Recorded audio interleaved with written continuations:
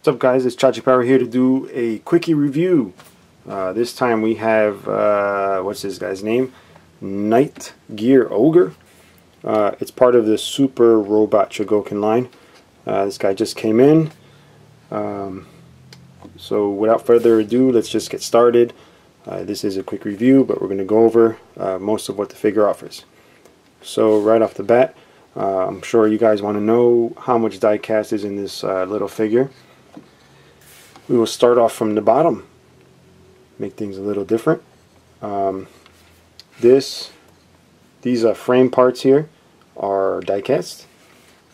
You have die cast in the chest piece right here up front, and on the back of the arms right here, these little frame pieces also that are just like the leg really. Aside from that, there is no more metal. So next we're going to get into the articulation. We're going to start off with the head. You have normal movement here in the head, somewhat limited depending on your posing. Because of these spikes here, they might get in the way of the posing like so. They are very nicely, sharply molded. Thankfully they're PVC, so probably won't be snapping them off very easily. Anyway, moving on to the articulation again. You have these shoulder covers here that pivot. You have the standard shoulder up and down movement. You have 360 degree on the shoulder, and you'll notice the bar here looks pretty thin. Don't know if it's going to be a problem, you know, breaking or anything like that. I'm not going to try and break it here for you guys either. Then we'll move on to the elbow here, which has normal elbows, which have a pretty good range of articulation. They are, I believe, not so much double jointed, but there is a cam style joint there. So I mean, it's pivoting on one point, but it seems like it has a fair range of motion for what it is. So just check that out. Let's see what else. We have the chest area, like so, and the waist. Now he does go from side to side, and of note is the area here pops up, so you have just that much more articulation there. We're going to move down to the legs.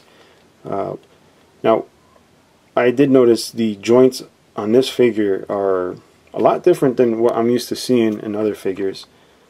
You can see the joints there, how they work. See that? Now the legs don't go forward too much because of this fin here gets in the way, but you can pull this down, and there you go. Look at that.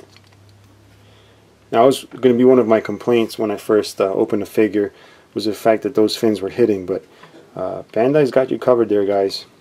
Okay, so we're going to move on to the knees. He's got a weird cam style, again, kind of joint there. He's got two pivots. It is double jointed, but you'll see it's not your standard double jointed, and there is very faint ratcheting action. Probably hear that. And then you have the feet here, which are also on a new style or new design kind of pivoting. I don't really know how to explain these kind of joints. There is a ball joint there, but as you can see, there's a different style of design there. And then these things spin. Don't know what they're called. Don't really watch the anime, but they spin. So if you're a big fan of the anime, you know what they are, and you'll probably enjoy that. So we'll snap the legs back in, and we're going to go over the accessories now. So obviously most figures now come with alternate hands. So right out of the box he has fists, but he has also got open hands like this.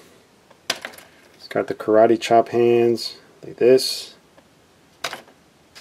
and he's got them for the other hand, obviously. And as far as alternate parts, there's this little jet booster pack thing up here which pops off, and you can pop in one that's elevated up like so, and the standard one is down. Now this piece back here pops out. I know there's like a weapon set or something coming out for these guys, so I believe it has something to do with that, but I'm not sure. So we'll find out soon, I guess. Now I said he did have some accessories. We'll start off with the alternate head. We're going to pop this off. Then he's got this alternate head, which I'll pop on. There you go. So he's got a face. Now aside from that face, this alternate head also has this other little face.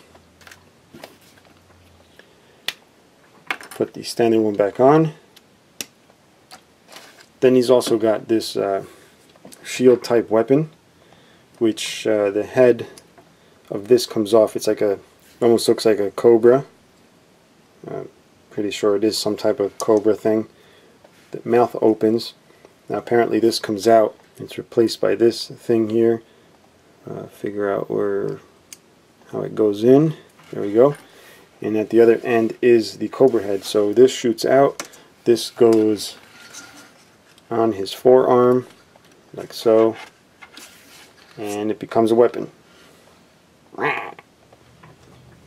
He's also got these other accessories that I guess have something to do with these things spinning, which is these things here.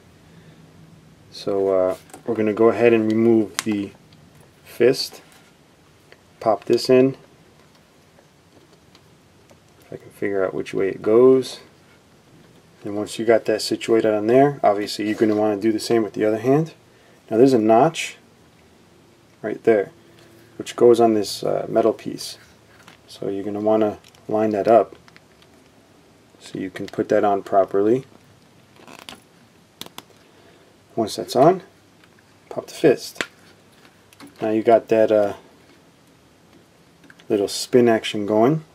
Now he's got this other accessory which is basically like a foot stomper or something, but I think it's pointless since it doesn't really attach to the figure at all, and I don't like gimmicks like that anyway. But there you go. So that is pretty much it, guys. I'm going to leave you off with the box here. If you guys are familiar with Super Robot Chogokin, you'll know that they always leave these little windows here where you can see the figure. Can't really see the figure, but it's nice to have. And here's the back. So I'm going to be reviewing the other one, the Dendo guy, whatever his name is, pretty soon. So stay tuned for that. And that's it, guys. See you later. Bye.